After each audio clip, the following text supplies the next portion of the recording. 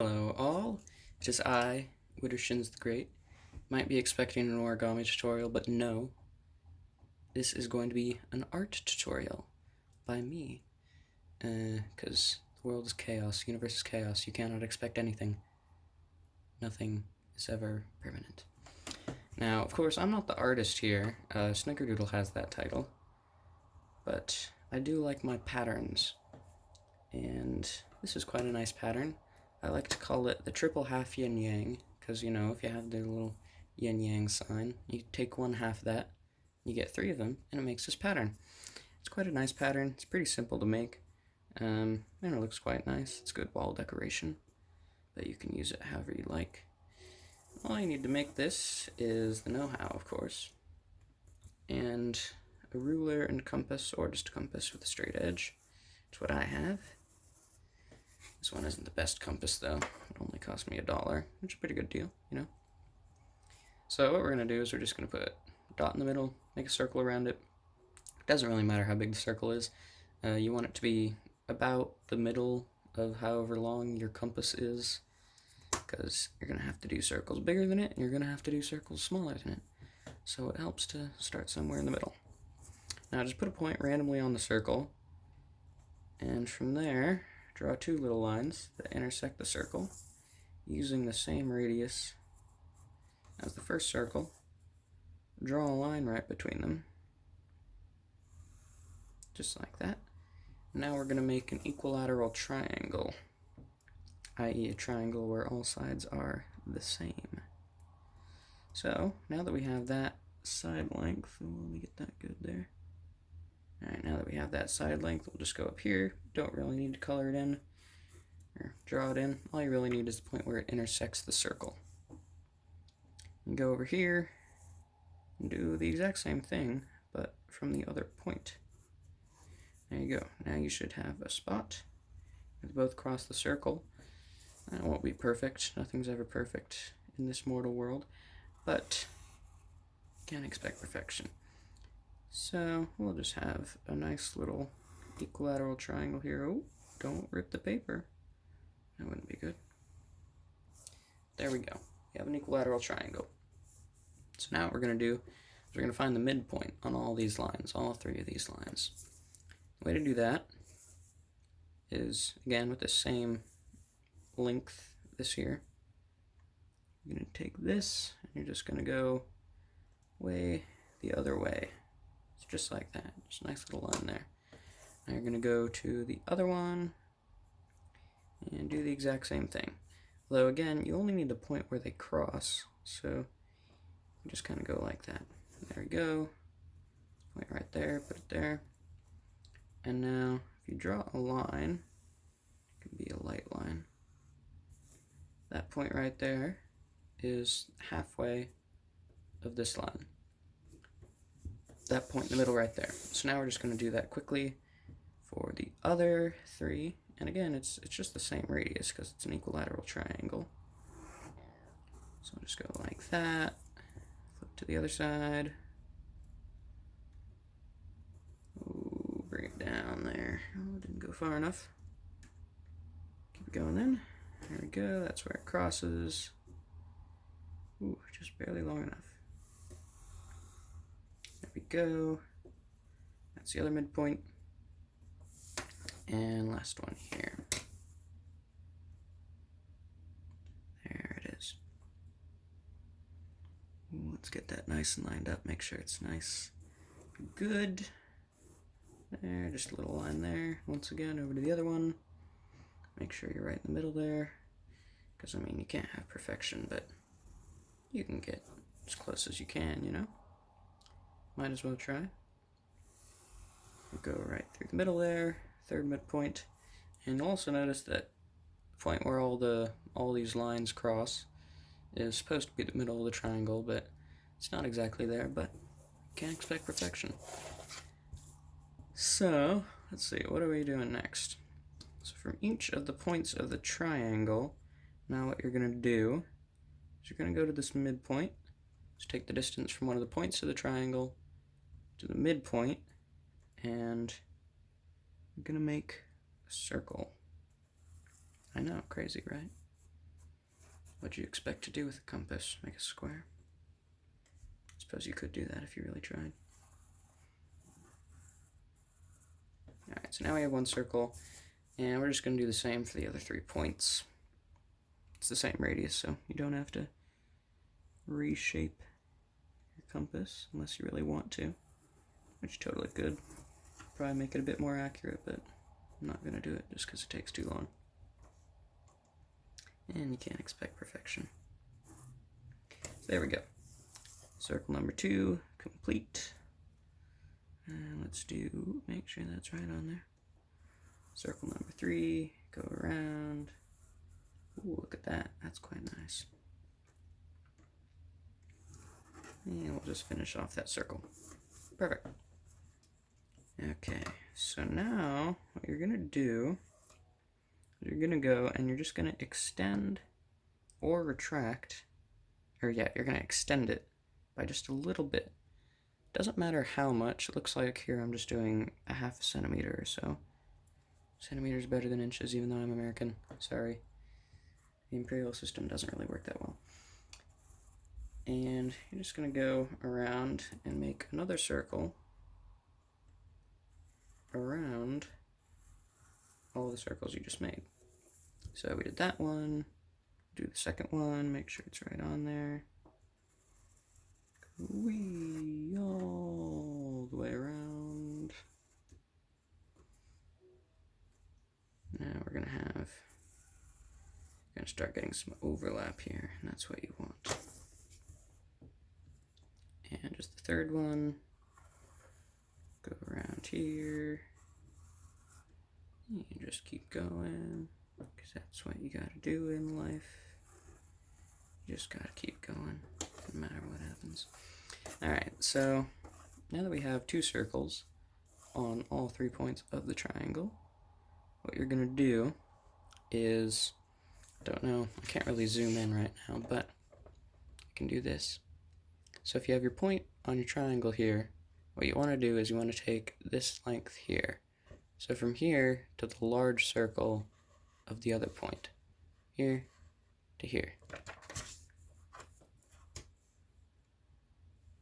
Just take that distance and then once again make a circle for all 3 of them. Just like that.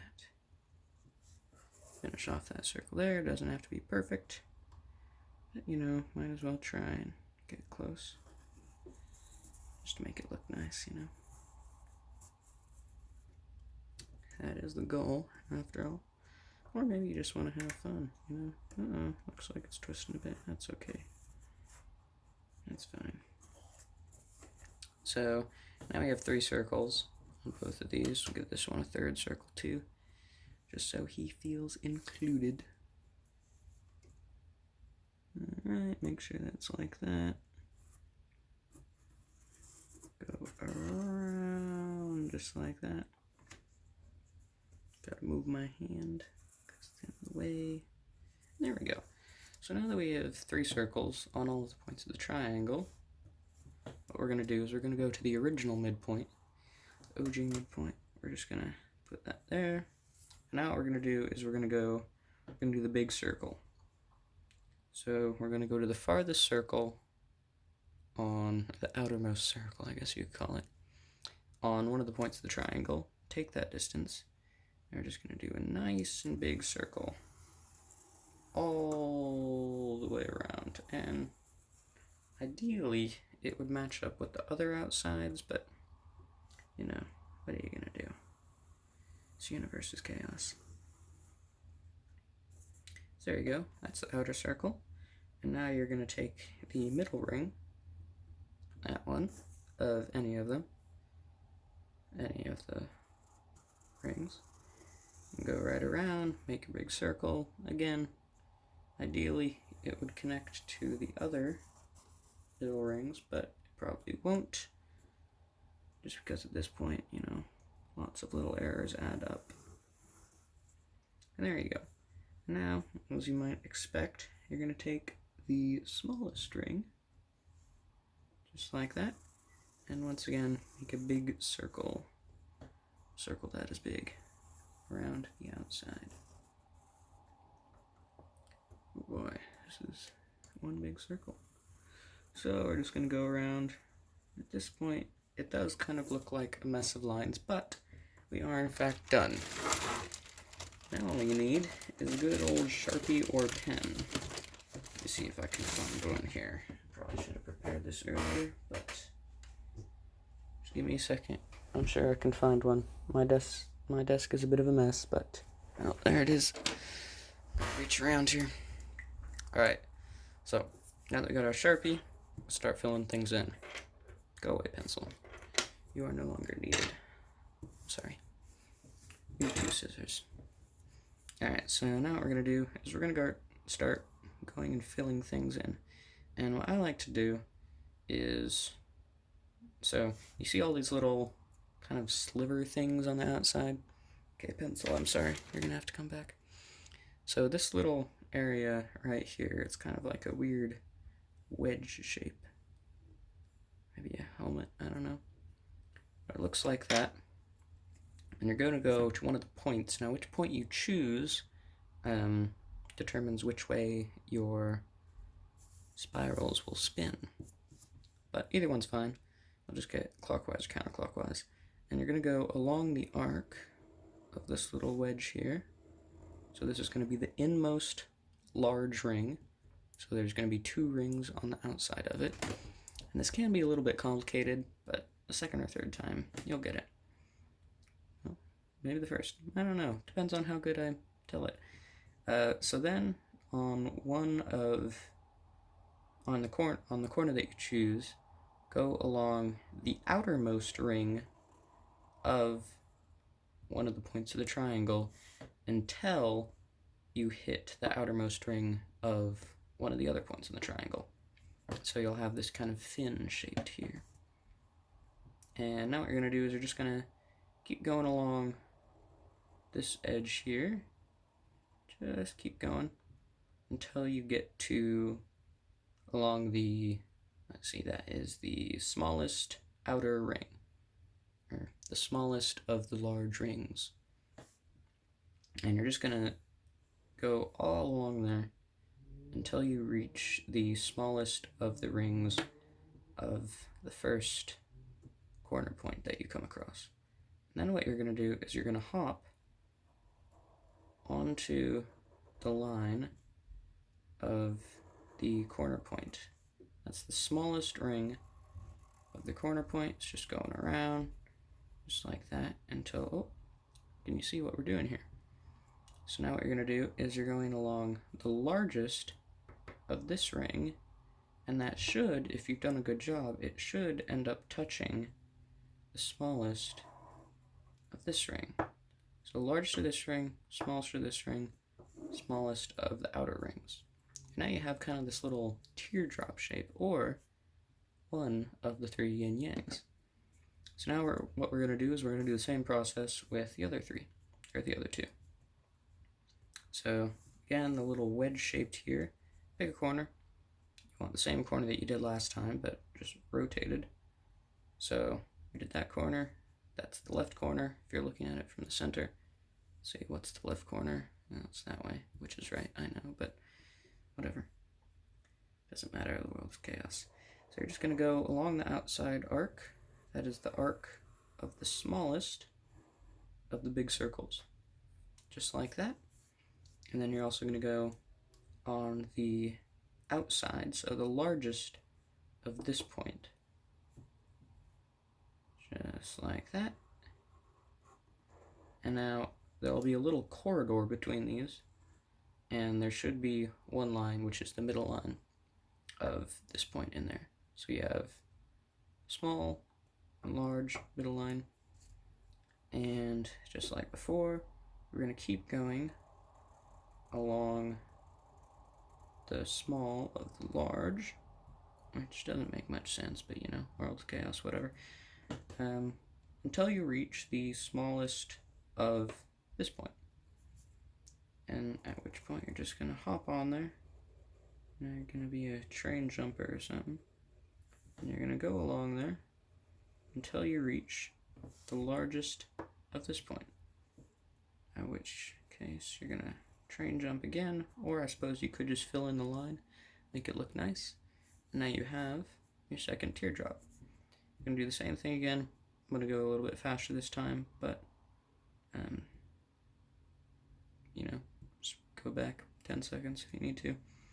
So let's see, we're gonna choose this point, go along smallest of the big, go along biggest of the smalls, go along smallest of the bigs until you reach smallest of the smalls, which point hop on, keep riding that train until you reach the biggest of the smalls, and just connect the lines. So there you go. Now you have 3 little teardrops, or yin-yangs, or whatever you want to call them. Now what you're going to do is you're going to go to the middle. See if I can make this a little bit easier to see. But, hi pencil, how you doing? Now what you're going to do is you're going to take the middle lines, which form this kind of, I don't know, curved triangle in here. And you're going to color that in. You don't really have to, but I think it looks quite a bit nicer when you do.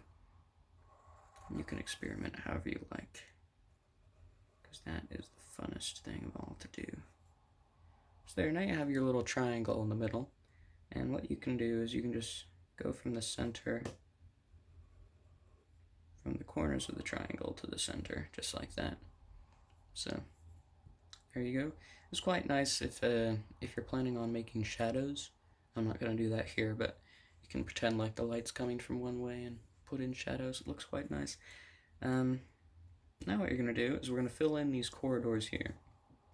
So now that with that triangle we've just made, well, this arrow is going that way, and there's only one line it can stay on. So we're just going to go right through there, keep going past the point where no line has gone before.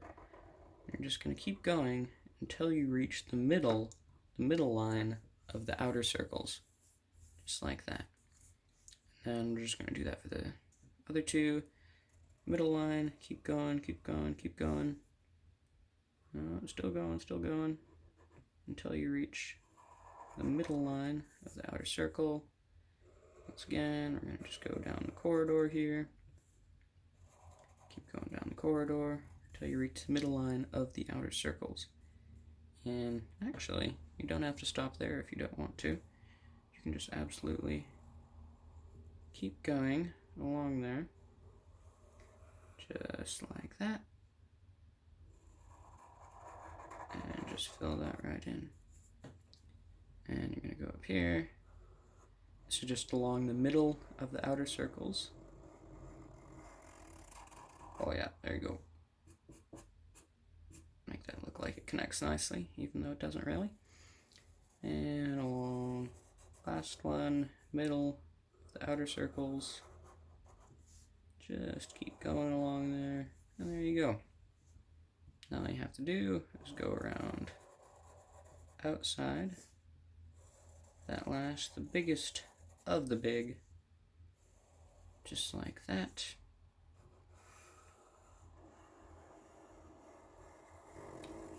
That's quite a nice sound of the Sharpie. You know, if you're doing it properly, you might want to use your compass, but whatever, we're not doing it properly. And there you have it. Your triple teardrop yin-yang, whatever you want to call it. Here I have another example here. Give me a second. What it looks like when it's shaded. Looks quite nice. Can be a little bit tricky, but you just got to remember where the light is coming from. Ooh, I tacked it up against my wall. But anyways, here it is. If you want to shade it, you don't have to, but it's just a nice little twisty thing. You can cut it out, frame it up. There you go.